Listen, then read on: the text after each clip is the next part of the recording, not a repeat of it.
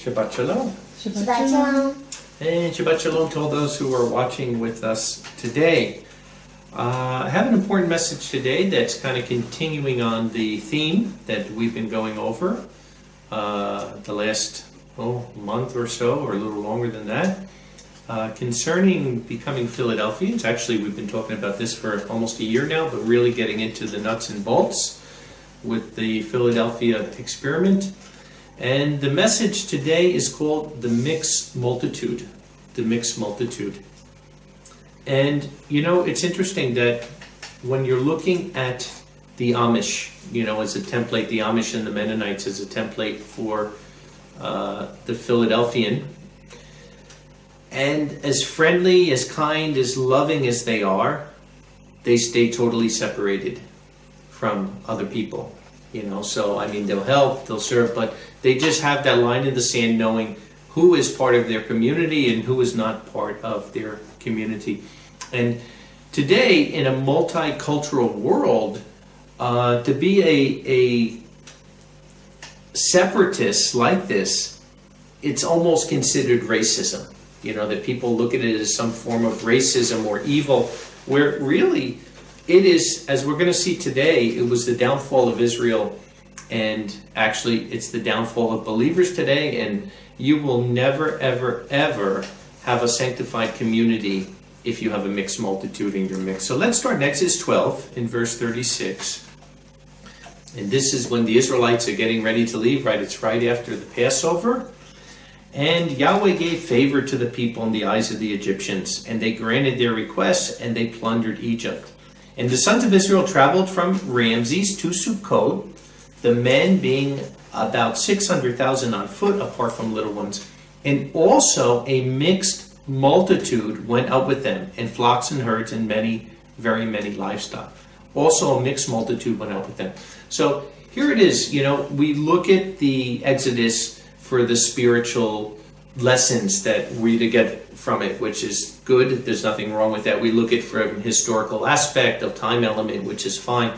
But sometimes you don't really see the cultural aspect of what happened with the Exodus. Because remember, Moses, although he's a Hebrew and actually a Levite, we know that because of the decree went out by the Pharaoh to kill the babies, Moses is put in a basket and he's sent down the river, taken by Pharaoh's daughter, and then what happens?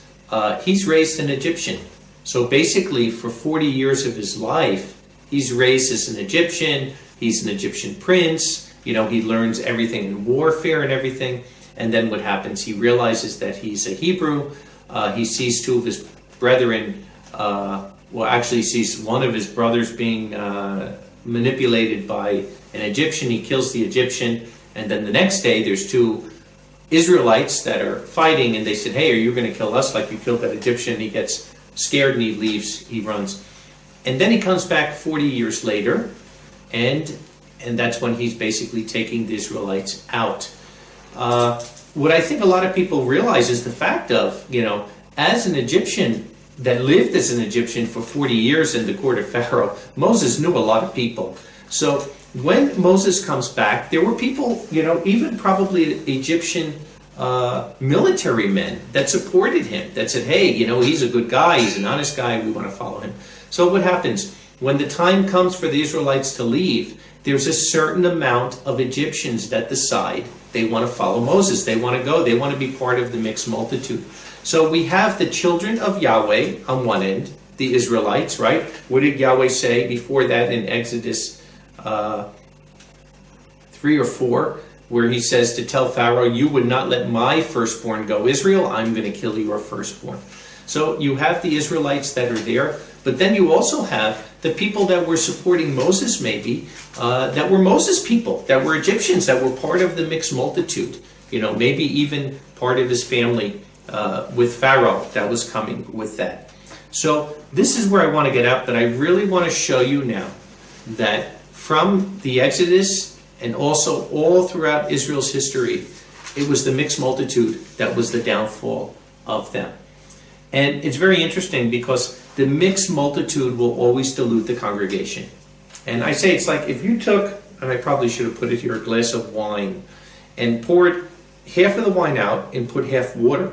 You'll even see the color. The color where maybe originally it was nice and dark and red, now it's going to be lighter. And now pour half of it out again and pour more water, and it'll be lighter. Now pour half of it out again and pour more water. And if you keep diluting that wine, in a short period of time, there'll be no wine left. It'll only be water. And it's the same way. Think of that wine, not as wine now, but think of it as the Holy Spirit. And every time you take a community of believers and you pour in the mixed multitude, you're diluting that community of believers. And the more you do it, you get to the point where the Spirit of Yahweh will not be present anymore within that community.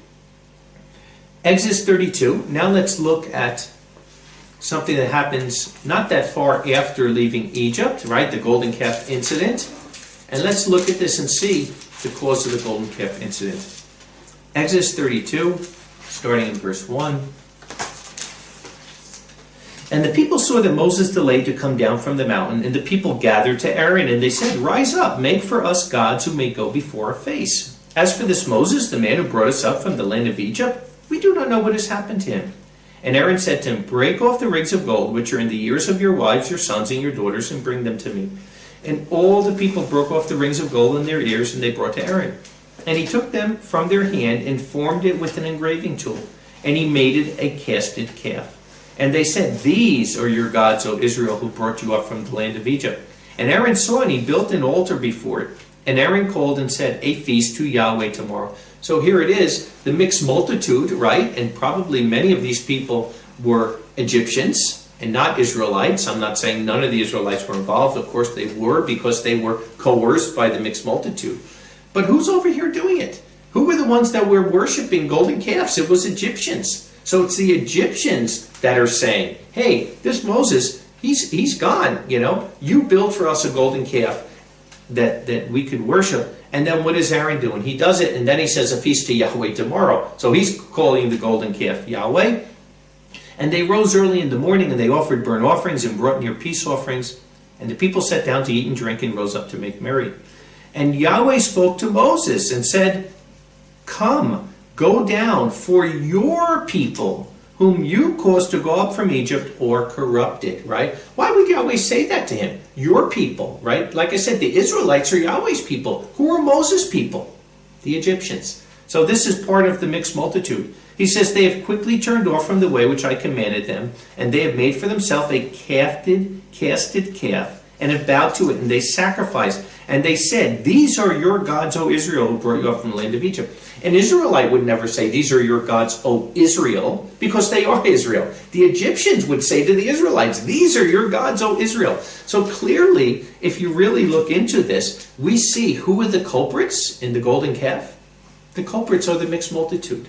As we're going to see every single time almost that there was problems, whether it was coming out of Egypt or when the nation of Israel was a country, almost all the time it was the mixed multitude that got them in trouble. Like I said, a non-Israelite would never refer to Israel as Israel. The mixed multitude enticed, right? They tempted Israel, and they brought doubt against Moses because they were unconverted, right? Where is Moses? You think that the people that had faith would worry that Moses was up in the mountain? Of course not. And it's the same today. Who are the people that bring doubt into the congregation? The mixed multitude. The people who don't have faith, the people who don't believe. And they always go back to the filth of the world as they have no faith. They always go by the five senses. They go by their sight, they go by their hearing, they go by their taste, their touch, their smell. So the mixed multitude does not walk by faith. They walk by the senses. Numbers 25, let's look again. Numbers 25, where a horrible sin is happening here. Many people are going to die. And this is right after Balaam, right? Balaam also part of the mixed multitude. Part of the ones trying to curse Israel. But Yahweh wouldn't let him. And let's start. Numbers 25. And Israel lived in Shittim, and the people began to fornicate with the daughters of Moab. So again, a mixed multitude. And they called the people to the sacrifices of their Elohims. This is what they're doing. The Moabites are calling the Israelites to their sacrifices. And the people ate and bowed themselves to the Elohims of Moab. And Israel was joined to Baal Peor, and the anger of Yahweh burned against Israel. Again, going with a mixed multitude.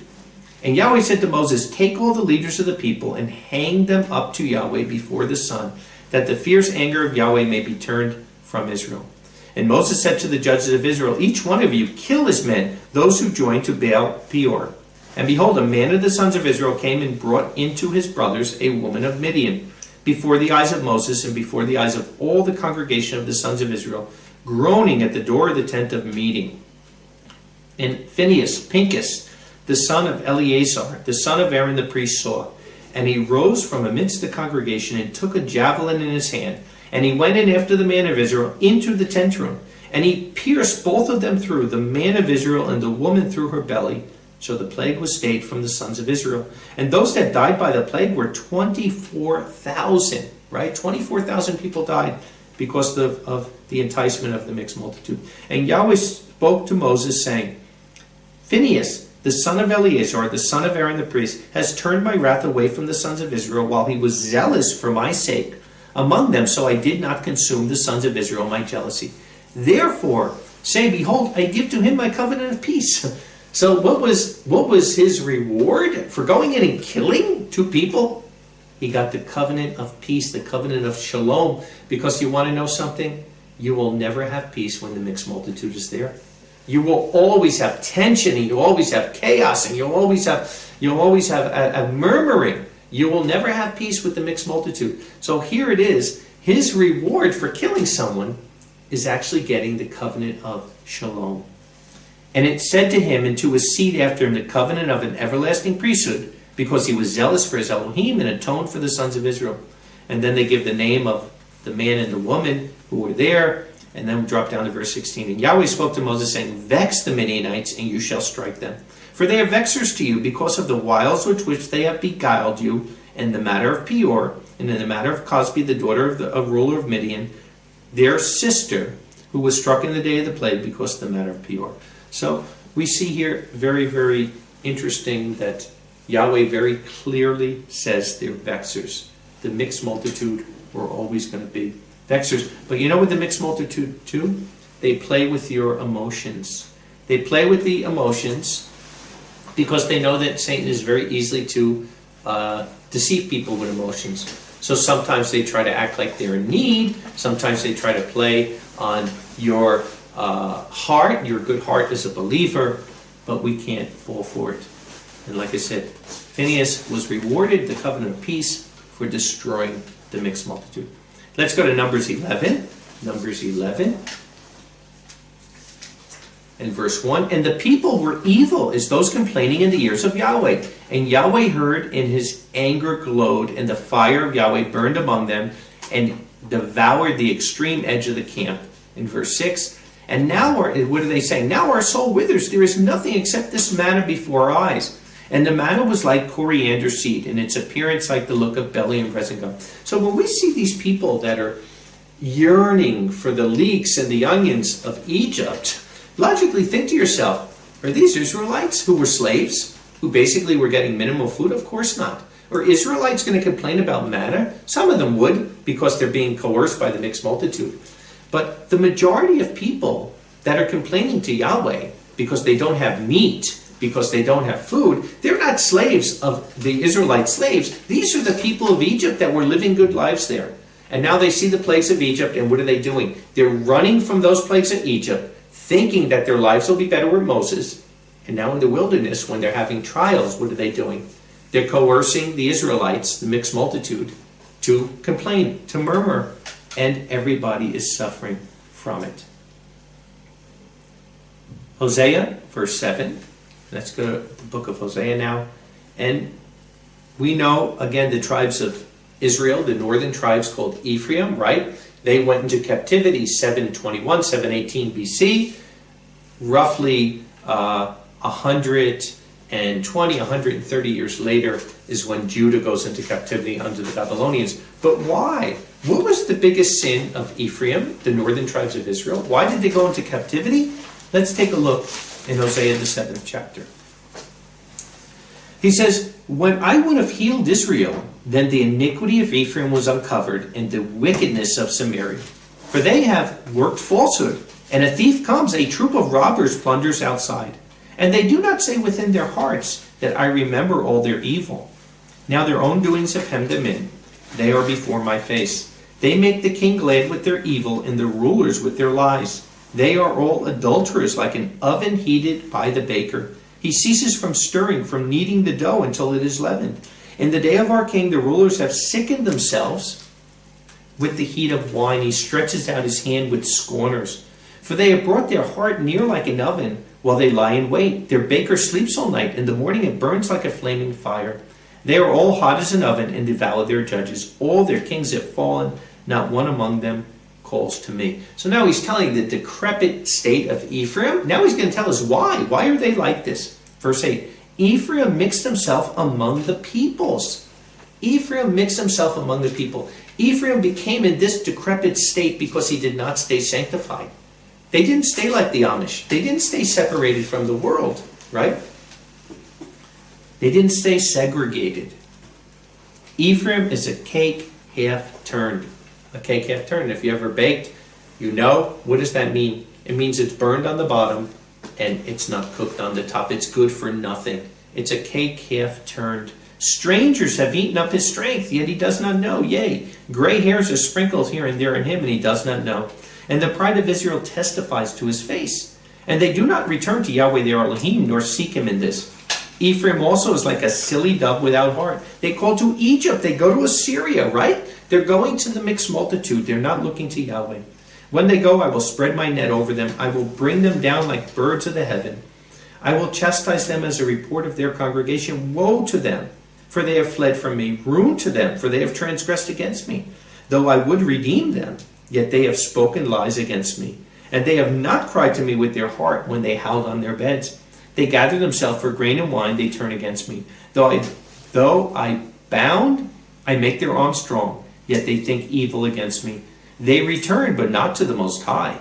They are like a treacherous bow. Their rulers shall fall by the sword from the rage of the tongue. They shall be the scorn in the land of Egypt. So Yahweh's saying, as they go to these other lands, to Egypt, to Assyria, and all the places where Ephraim's going to go, they ain't going to have it good. Because they're not looking to Yahweh, they're looking toward the mixed multitude, they're looking toward their neighbors, they're not looking inward toward Yahweh. And look what happens from here. At least when Judah went into captivity, Judah stayed separate from the places they went to. And after 2,520 years, whether you go to Iran, you go to Egypt, you go to Iraq, you go to Syria, Lebanon, the Jews were still living in their own areas, and Yahweh was able to bring them home. Ephraim never did that. Ephraim assimilated with the mixed multitude, and they lost their whole identity. They lost who they are. And that's why today, as Ephraimites, we're not back in the land yet. Because there hasn't been that great repentance that has come yet for Yahweh to bring his people back. And there's still, today, as we're going to see, the congregation is still being vexed by the mixed multitude. Let's go to the book of Ezra, and let's see this again. So what happens, right? Israel winds up, even Judah now, 573 BC, Judah goes into captivity in Babylon because they follow the sins of the northern tribes of Israel, the sins of Ephraim. There's 70 years in Egypt, there's 70 years in Babylon, there's 70 years outside the land, and now Yahweh is going to bring the people back after 70 years.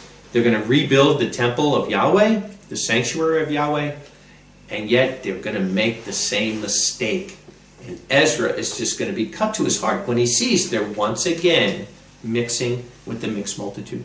So let's go to Ezra 9, starting in verse 1. Ezra 9, starting in verse 1.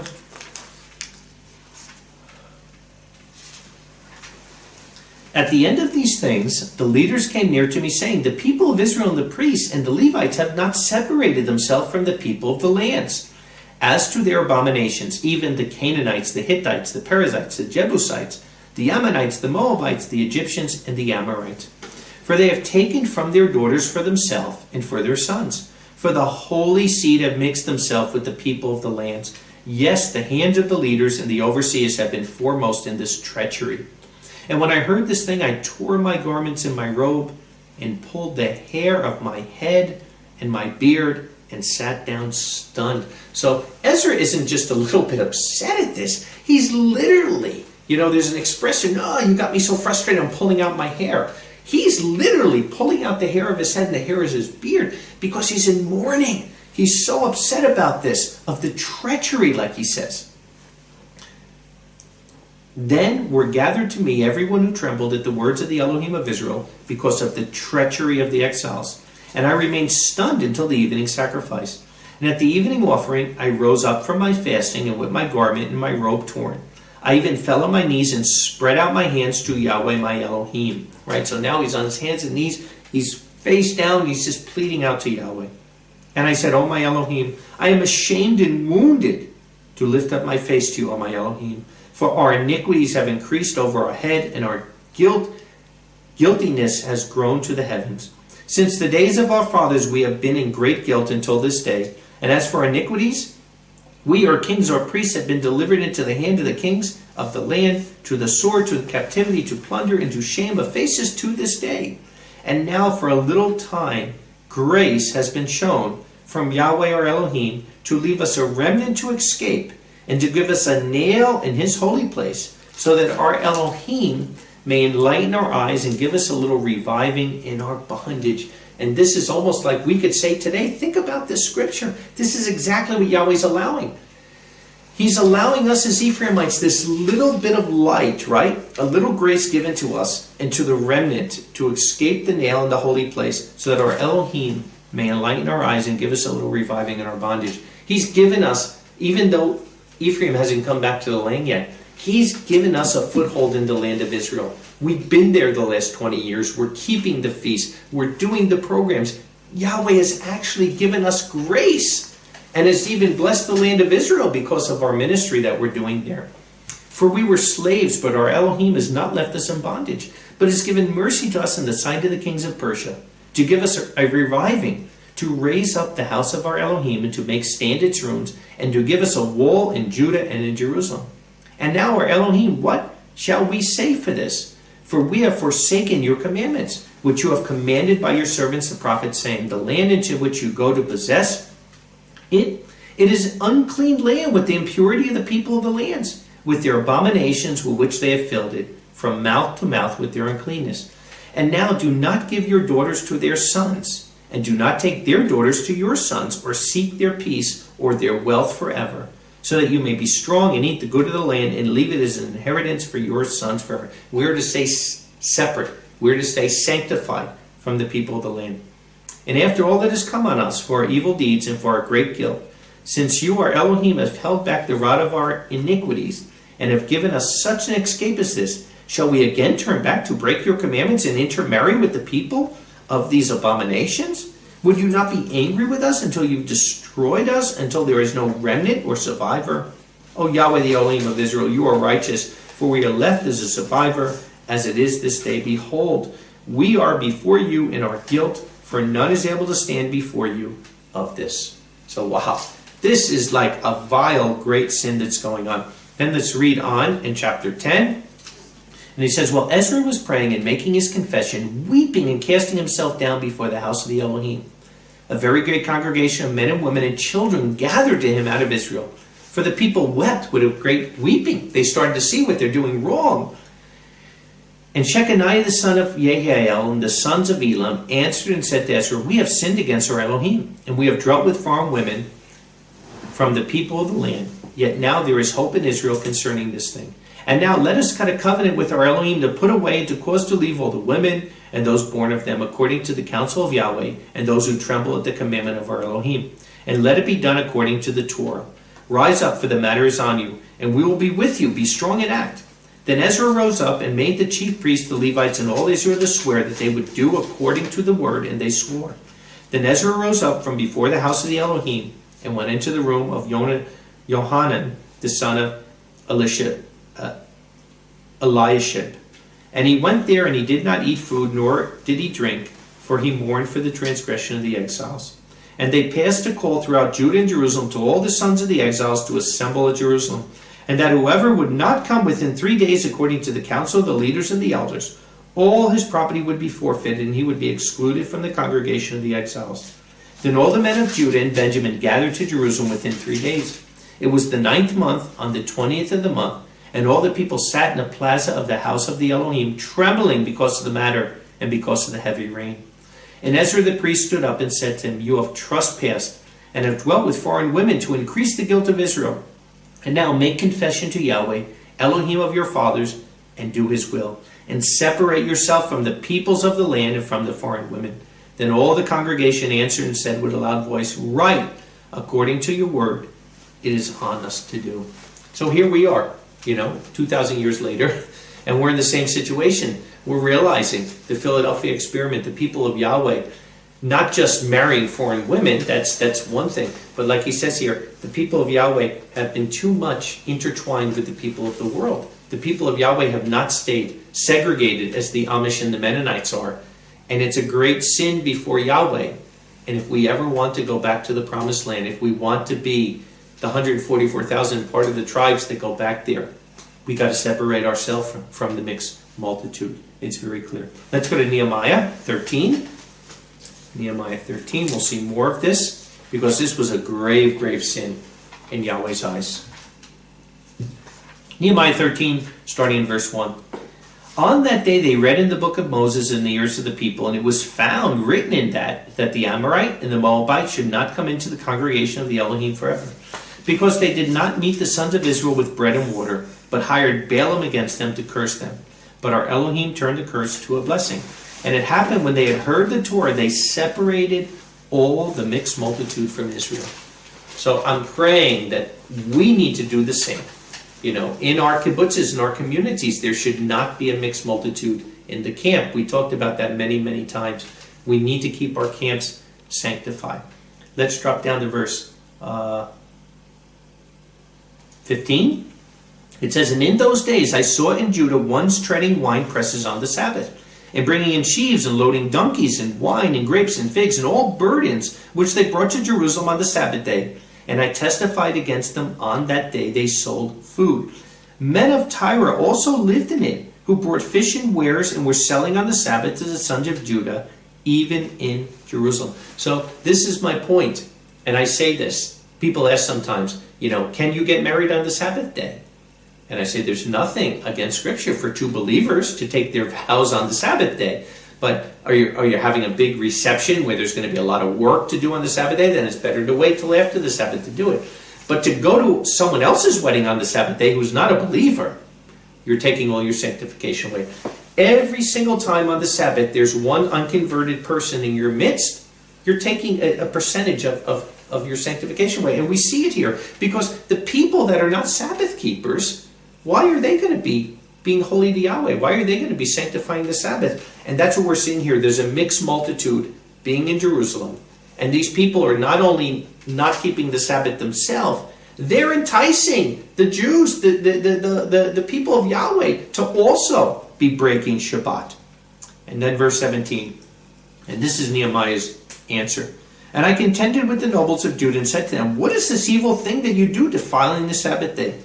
Did not your fathers do this, and did not our Elohim bring all this evil on us and on the city? Yet you were adding more wrath on Israel by defiling the Sabbath. And it happened when the gates of Jerusalem began to be shaded as the sun was setting, just before the Sabbath began, I commanded that the gate should be shut and commanded that they should not be opened until after the Sabbath. And I stationed some of my servants at the gate so that there should be no merchandise brought in on the Sabbath day," right? He literally had to close the gates and guard it.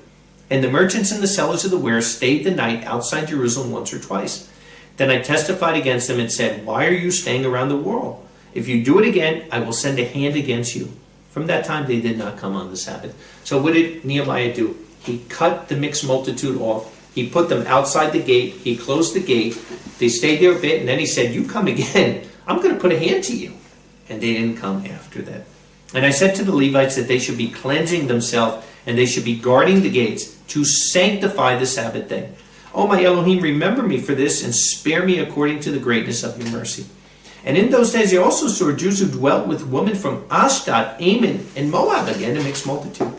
And their children spoke half in the speech of Ashdod, and to them there was no respecting to speak the Jewish language, but according to the language of each people. And I contended with them and put a curse on them and struck some of them, and I plucked their hair. And I made them swear by the name of Elohim, saying, you shall not give your daughter to their sons, nor take their daughters to your sons for yourself.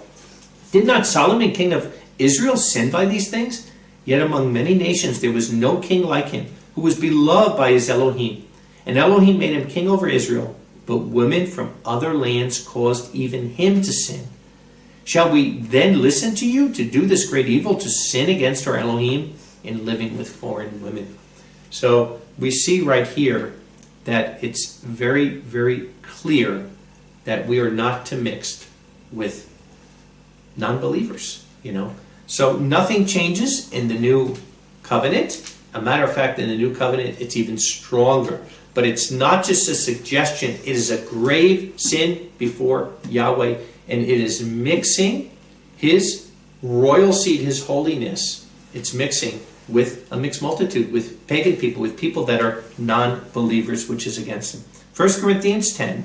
Now let's start to look how all these things, that was the very downfall of Israel, how it plays in the Brit Hadashah, the new covenant. 1 Corinthians 10 and verse 5. 1 Corinthians 10 and verse 5.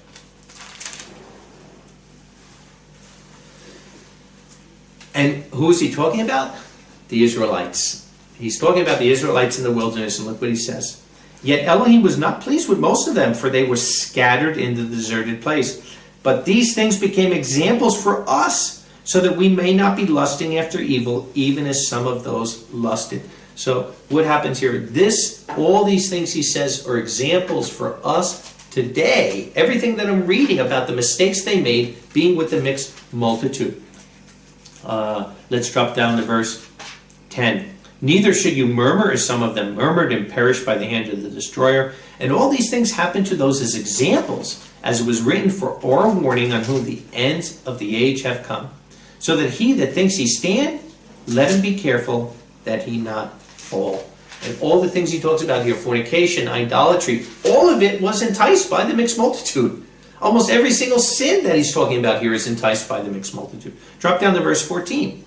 He says, on account of this, keep away from idolatry, my beloved.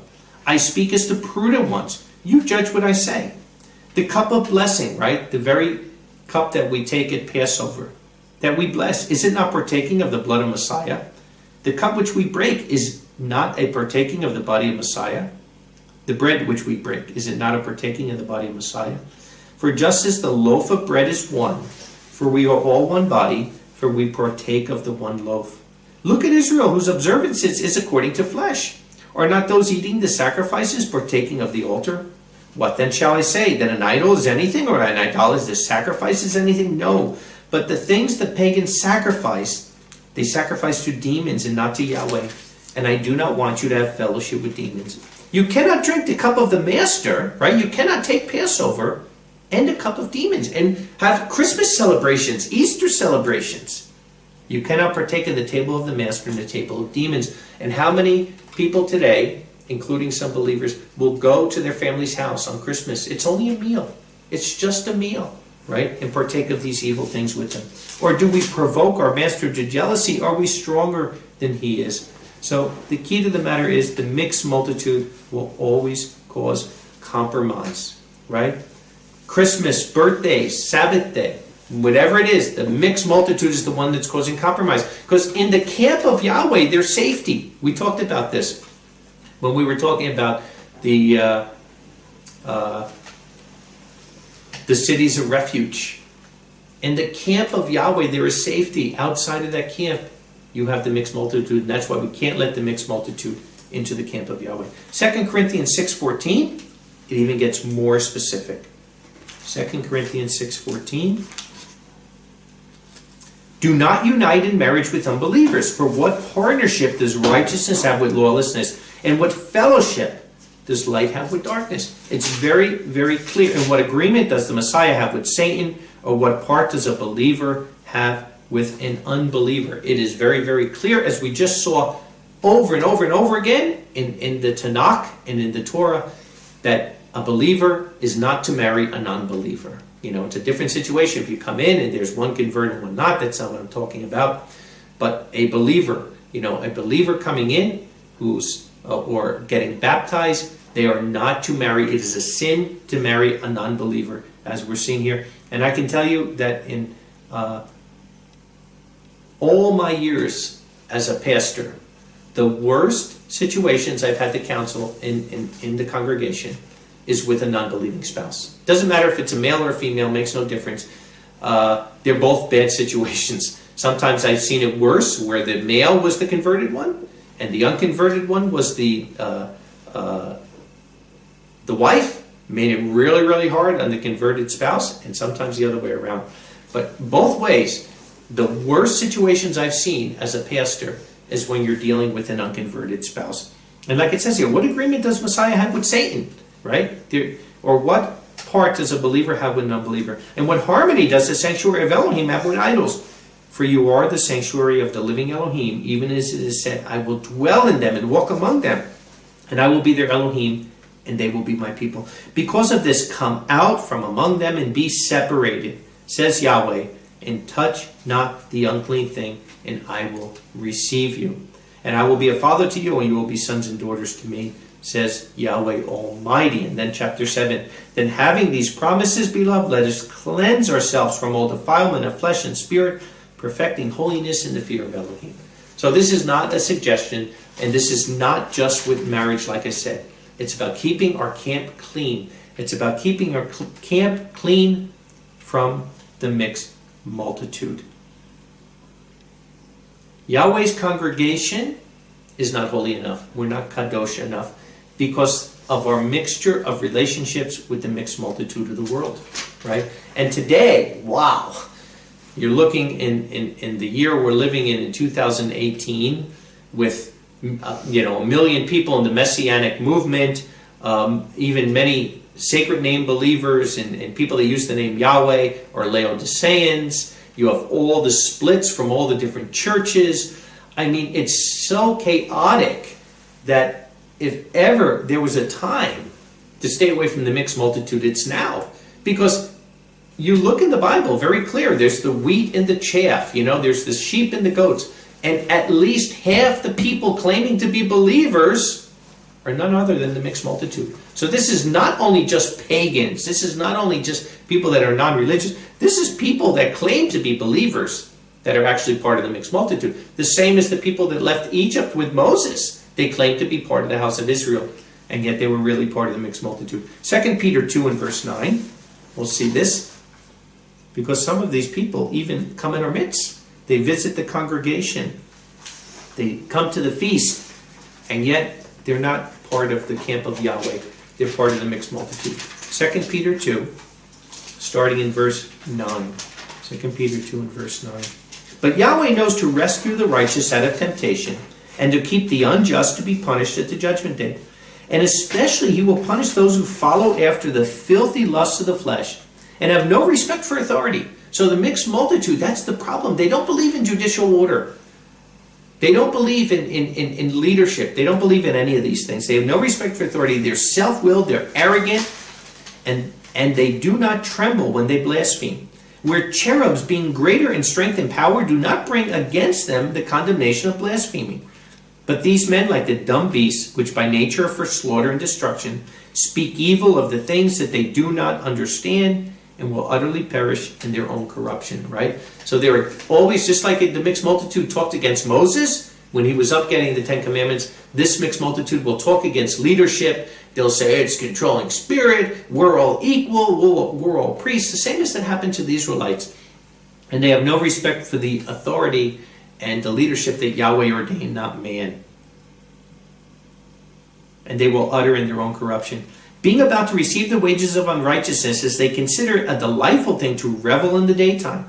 They are spots and blemishes among you, and sport themselves with their own pleasures, feasting along you in idleness. Some of them come to the feast, they shake your hand, and then they're going all behind your back trying to get people against you.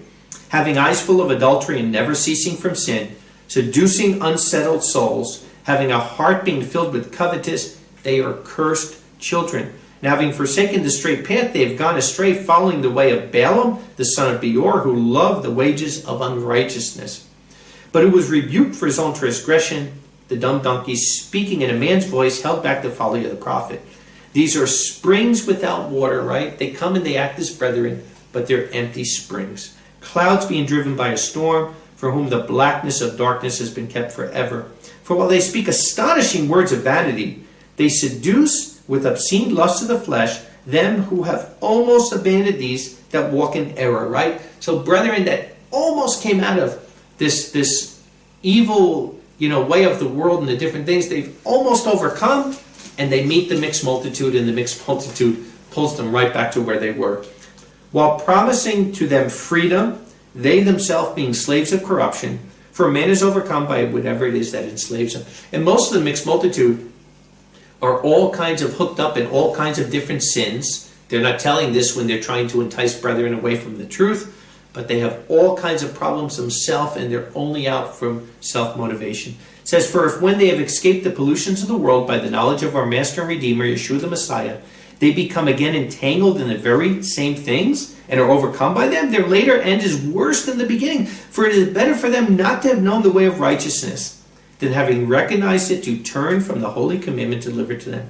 But the word of the true proverb has come to them, the dog returns to his own vomit, also the sow that was washed to wallowing in the mud. So unfortunately, this is a sad reality, but just like we saw it with the Israelites back in the book of Exodus, is the same we see today. So we have to be careful of the mixed multitude. And unfortunately, sometimes it can even come from leadership. Acts 20 and verse 17. Acts 20 and verse 17. Because, like they say, you can maybe trick me, and you can maybe even trick yourself, but you can't trick Yahweh. And sometimes there are people, and sometimes people just change also, but sometimes people come in with deceptive motives, looking just to get ordained or looking to get it in leadership or power. In Church of God, we used to call them super deacons. They'd come in for years sometimes. They would brown nose. They would do anything. They'd serve. They'd do whatever. And then you make them an usher. Give them the little usher badge. And the next thing you know, they're like stormtroopers. Now all of a sudden that they have this little bit of authority, they're trying to tell everybody what to do. Acts 20 and verse 17. And this is the Apostle Paul. It says, in sending to Ephesus from Miletus, he called for the elders of the congregation. So these now are the elders, the leaders of the congregation. Listen what the Apostle Paul says. He's been with them for a while, for several years, and now he's telling them something right before he's ready to go. And he says in verse 25, and now I know that you will see my face no more, all of you among whom I have travailed and preached the kingdom of Yahweh. Because of this I testify to you on this day that I am pure from the blood of all. For I did not keep back from declaring to you all the counsel of Elohim. Then take heed to yourself and to all the flock in which the Holy Spirit placed you as overseers, to shepherd the congregation of Yahweh which he purchased through his own blood. For I know this, that after my departure, grievous wolves will come in among you, not sparing the flock. And out of you yourself, out of these elders, will rise up men speaking perverted things in order to draw away the disciples after themselves. Because of this, watch, remembering I did not cease admonishing each one with tears night and day for 3 years. And he's saying, out of their own people. And it doesn't happen that often, but it does happen sometimes. That there's somebody that's even in leadership that's part of the mixed multitude. And sometimes they think that they can leave Yeshua's congregation, start their own congregation, the congregation of whoever, Bill, the congregation of Joe, the congregation of, they could start their own congregation, and they hoodwink some people to follow with it. But, there is judicial order in Scripture, and like I said, there's one nation of Israel, and if somebody in the days of the kings didn't like the king, he couldn't simply leave and start Little Israel, or Israel 2, or start something else. The same way a police officer. A police officer has a lot of authority, but can a police officer leave the police force and start his own force?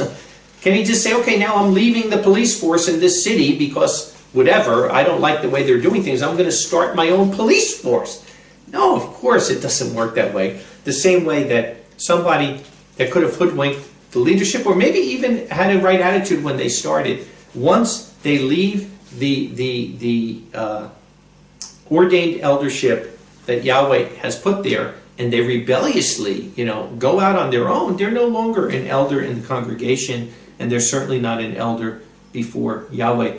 And this is the reason why the Amish, who are filled with love and mercy and compassion, even the people that killed their children, that they were filled with love, mercy, and compassion and forgiveness. This is why Amish shun people that leave their community. They do it for two reasons. Number one, because they love the person who's leaving. And if you don't shun that person, and if you show them that you could have the same relationship with them outside the congregation as inside the congregation, they're never going to repent and come back. But the second thing is they know how dangerous these people are that leave the congregation, because they're self-serving and they're going to try to pull other people out of the congregation. So they're shunning them for the love of the brethren and the love of that person. But it is a biblical way of doing it. The Bible tells us that there's people that rebel, there's people that were bringing false doctrine, there's people that are put out of the congregation, that they should be shunned. And we see it here. 1 John 2 and verse 15. 1 John 2 and verse 15 says, "Do not love the world nor the things of the world. If anyone loves the world, the love of the Father is not in him. Because all that is in the world, the lust of the flesh, the lust of the eyes, the pride of life, is not of the Father, but is of the world. And the world is passing away in its lust, but the one doing the will of Yahweh abides forever." So the mixed multitude, they don't have the love of Yahweh, they have the love of the world. And when does the mixed multitude want to come with the remnant congregation? When there's a problem. When there's a problem. I remember when 9/11 happened back in 2001, how many people then were looking to change? A matter of fact, they said the week after 9/11, there were more people who went to church than any other time in the history of recorded records. And within 1 month, there was less people than before 9/11. So that's the way it is. The mixed multitude are looking to save their own skin. And yes, when trouble comes and when the fires and the earthquakes and all these troubles coming in the world, that's when the mixed multitude wants to join the remnant, only looking to save their skin and save their flesh. Because the problem with the mixed multitude is they love the ways of the world. But yet they're going to try to bring those ways into the congregation. But look what he says now about the people who leave the congregation. Are they part of the remnant? Or are they part of the mixed multitude? Little children, it is the last hour, and as you heard that the anti-Messiah is coming, even now many anti-Messiahs have risen up, from which you know it is the last hour. Anti-Messiah does not mean against Messiah. It means in the place of Messiah. And people that leave the congregation and start their own congregation, they're called anti-Messiah. They're taking the place of Yeshua and Yeshua's leaders and starting their own. And why are they doing it? Because they love the ways of the world. They can't follow judicial order. And look what it says in verse 19. "They went out from us because they are not of us. If they were of us, they would have remained with us. But they left so that it might be revealed that they are not of us. And you have an anointing from the Holy One, and you know all things." Right? And then verse 26. "I wrote these things to you concerning the ones leading you astray."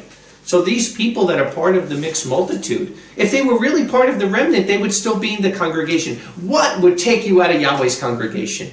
What would take you out of Yahweh's congregation? Nothing should. It doesn't matter whether there's good leadership or bad leadership. It's Yahweh's congregation. It doesn't matter if you believe in a doctrine or you don't believe in a doctrine. It's Yahweh's congregation. The only thing that pulls somebody out is either their own pride and self-righteousness or their worldliness, one or the other, that they can't stay in it. But it's very clear. These are not the words of John.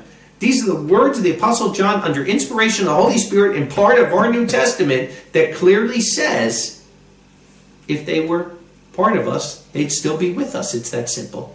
The fact that they leave and go on their own means they're part of the mixed multitude. They're not part of the remnant. Very, very clear. Matthew 6 and verse 21. "For where your treasure is, there your heart will be also." Drop down to verse 24. "No one is able to serve two masters. You'll either hate the one and love the other, or you'll cleave to the one and despise the other. You're not able to serve Yahweh in wealth, or Yahweh in mammon, or Yahweh in anything.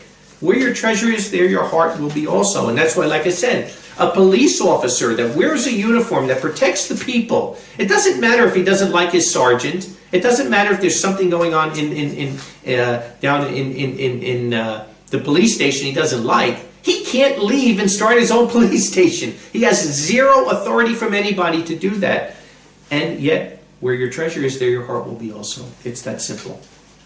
And the mixed multitude, their heart is with the five senses. Their heart is with the world. It's not with Yahweh. 1 Corinthians 15:33, do not be led astray. Bad companionships ruin good habits. And this is one of the most important scriptures that you better learn and memorize in the days we're living in. Because like I said before, it was very easy. If you were part of Yahweh's remnant congregation, chances are you don't have too many connections with Catholics and Protestants and, Baptists or whatever. But today, with the evangelical movement and the messianic movement and all of these other movements that are coming in the Laodicean era, the lines have been so blurred that unfortunately, people that are supposed to be covenant people will be spending more time and have more friendships and relationships with people that are part of the messianic movement than with the people of Yahweh. And then what happens? Either, they start changing their beliefs. I've seen people that were good, honest Sabbath keepers for 20 and 30 years that fell into the lunar Sabbath.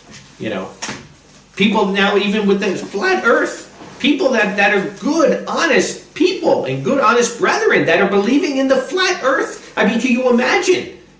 Keep walking then. Keep walking until you fall off. Then I'll believe in the flat earth. I mean, it's ridiculous. It's absolutely ridiculous. And scientifically, there's about 100 different ways that you could know that the earth is not flat. Just as you're going in the waters and you're seeing always the curvature of the earth, the way it goes. Sunset time. The fact that it's different everywhere, but that's for another topic. The point of it is bad communications ruin good habits. There's not a person that comes up to me with the flat earth that just thought about it himself. No. They're on their false internet sites or they're meeting with somebody who is of the mixed multitude and they're being deceived. And you have to sanctify yourself. Because don't just think of yourself. Think of your wife, your husband, your children. Think of the other brethren, right? It is a selfish, evil thing to be surfing the internet into evil websites, perverting your mind, and then coming around the true remnant of Yahweh and bringing that evil perversion in there. And it's never going to turn into something good. Absolutely ever. Because you want to know something? Over the years, many people have said to me, and a lot of them were young, well, I believe this, I'm fervent, I'm on fire, I'm just going to go back to my friends or my family or whoever, and I'm going to witness to them. And if it doesn't work out, then I'll separate. And what's happened in almost every case, they go back and they go back to the world.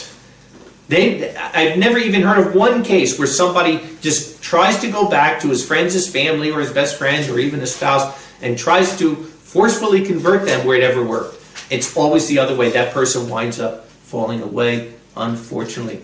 Ephesians 5 and verse 3, because we have a very strict standard in the congregation that we should be following as far as our conduct, the people we're associating with, and the people that we are refraining from. Because again, the people you're with are the people you're going to become like. It's that simple. Ephesians 5 and verse 3. But let not fornication and all uncleanness and greediness be named among you as is fitting for saints. Also cursing and foolish talking or witty insults, none of which are necessary, but rather the giving of thanks. So not supposed to be, as brethren, cutting each other's smart aleck remarks. No, giving of thanks. For you should know this, that anyone guilty of fornication or unclean person or covetous one who is an idolater has no inheritance in the kingdom of Messiah and Elohim. Let no one deceive you with empty words, for through these things the wrath of Yahweh comes on the sons of disobedience. And just think about when you hear these people, the mixed multitude, come to you and try to bring gossip or try to bring a false narrative or something against the Sabbath or whatever it is. Does it ever make you feel good? Do you ever leave a conversation like that feeling uplifted? No. You leave with feeling just this pit in your stomach and doubt and questioning. And that's why the best thing to do is cut it off before it even starts. Bad communications ruin good habits. You want to make sure you're not even giving the opportunity. Let no one deceive you with empty words, for through these things come the wrath of Yahweh comes on the sons of disobedience. Do not become partakers with them. For you then were in darkness, but now are in the light of the Master. Walk as children of light. For the fruit of the Spirit is in all goodness and righteousness and truth. And you must discern what is acceptable before a master, and have no fellowship with the unfruitful works of darkness, but rather condemn them. For it is shameful even to speak of the things being done by them in secret.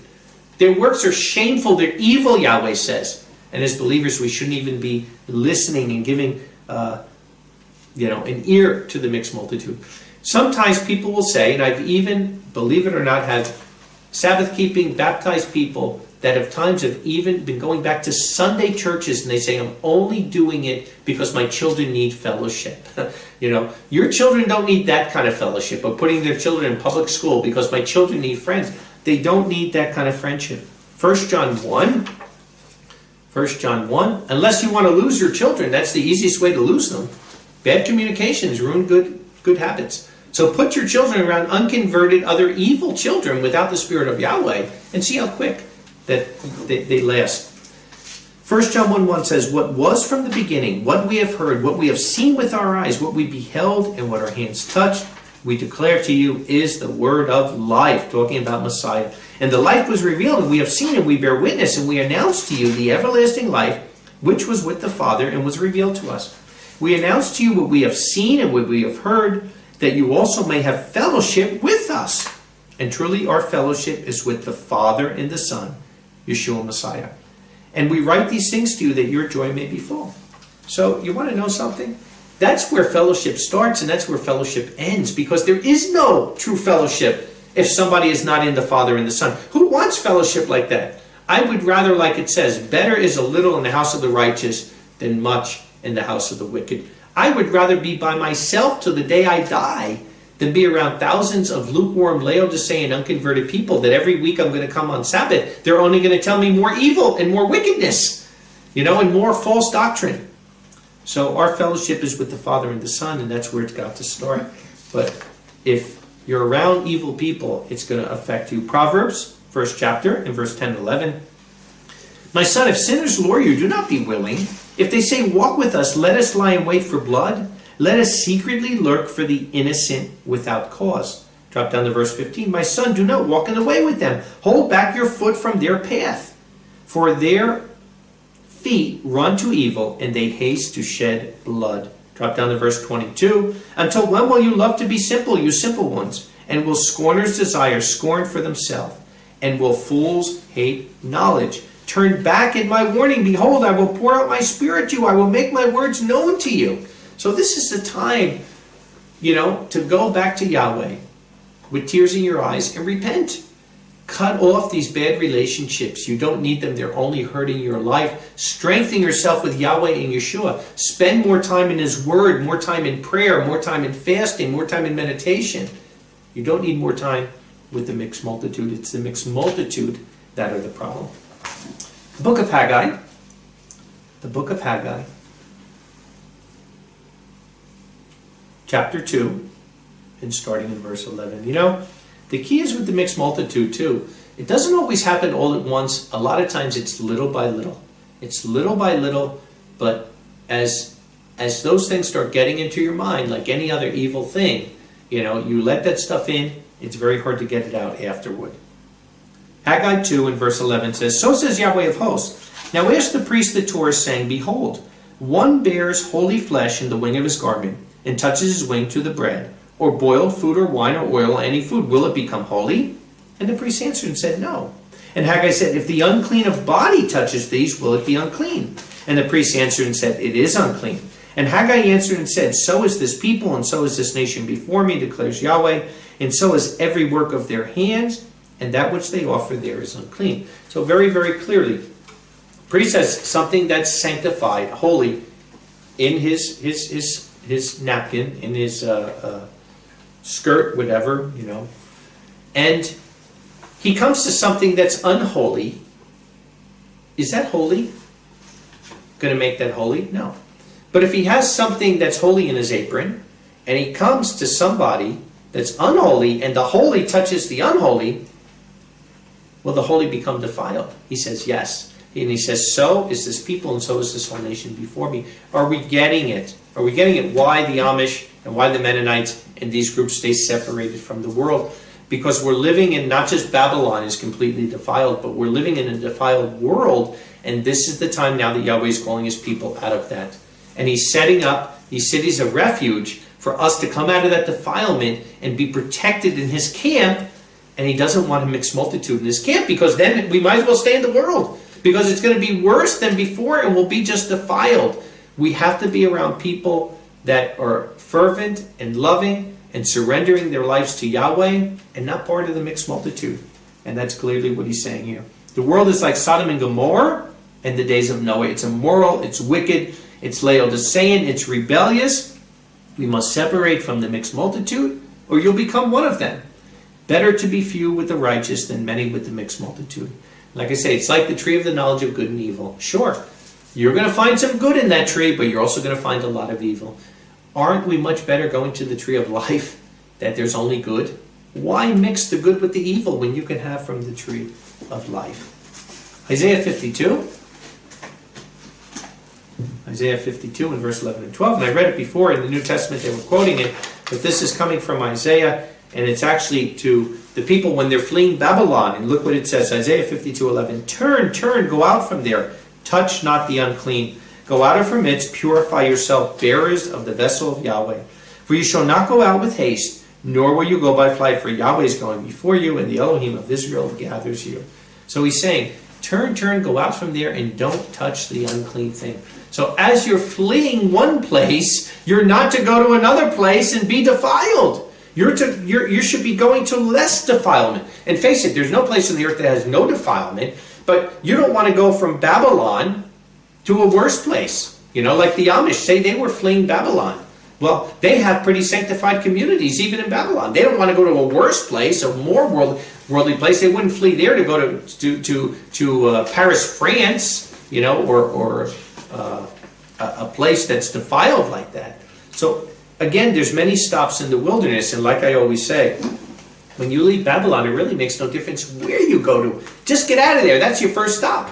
But then as you go to your second stop and your third stop and your fourth stop, every stop should be sanctifying you more and giving you less defilement. You shouldn't be going backward. And that's the thing that Yahweh hates. You know, there's a time for everybody to leave Babylon. There's not one time where everyone has to leave at one time. The one thing he does hate is that when you do leave Babylon, if you go back, he hates the fact of people going backward. Because then you're out of it. You're out of the system. You're out of the evilness, and you're going right back to it. So in a world that's so wicked, we must recognize and actively be seeking to separate from the world, or like a tsunami, it's gonna just swallow you up. Leviticus 20 and verse 26, or 26:20 rather. It says, "And you shall be holy to me, for I am Yahweh, am holy, and I have set you apart from the nations to become mine. And you shall be holy to me, for I, Yahweh, am holy, and I have set you apart from the nations to become mine." So we are Yahweh's. He is holy. We need to be holy. I have one more scripture before we end here, and it's in Revelation 14, 4 and 5. And this is to the Philadelphian. This is to the 144,000. And what are their characteristics? Revelation 14, 4 and 5. And we'll be, it's really great to be going over these things in the Bible studies, right? As we're just going over Revelation 14, and here we are, we're talking about it again. And look what it says. Revelation 14, verse 4 and 5. "These are the ones who had not become defiled, for they are pure. These are the ones following the Lamb wherever he may go. These were redeemed from among men, being the first fruits to Yahweh and to the Lamb. And no decoy was found in their mouth, for they are unmarked before the throne of Yahweh." Why is no decoy found in their mouth? Because they're not on social media, they're not on Facebook, they're not surfing through the internet. They're following this book. They're following the book, and there's no decoy found in their mouth because they're unmarked before the throne of Yahweh. They're not marking themselves with the ways of the world. These are the true Philadelphians. These are the ones that are going to go in the kingdom. These are the first fruits before Yahweh. And if we want to be like them, we got to separate from the mixed multitude. You've got to put that clear line in your life. And like I said, even sometimes, you hate to lose friends, or even if it's a family member, but when somebody makes a conscious decision to go the other way and go back to the world, there's a reason why, like I said, Yahweh talks about shunning in the Bible, And it's something as love to that person, because you're hoping that they're going to realize what they're doing is not right before Yahweh and turn back. But this is the Philadelphian template. You must leave the mixed multitude if we want to be in the camp of Yah. There's no mixed multitude in the 144,000. None. So out of this 144,000, every single one, it's not 143,999 and one mixed multitude. No, there's no mixed multitude in the 144,000 in the camp of Yah. The Amish do not intermarry with or unite with non-believers. They are very friendly, helpful people, but they keep a clear line to who they believe is a believer and who's part of the world. We must make sure there is no mixed multitude in our camp, and that there are only committed, baptized brethren around us. The biggest reason Israel failed throughout history is because they were influenced by a mixed multitude who drew them away from the truth. The biggest problem I've dealt with in my 23 years as an elder in the congregation is dealing with the mixed multitude. Whether it's the feast, the Bible school, whether it's communities we try, anything that we've done, it was always the mixed multitude that caused the problem. Bad companionships ruin good habits. We must keep our camps clean of worldly people. We must serve Yahweh with all our hearts, our mind, and our strength.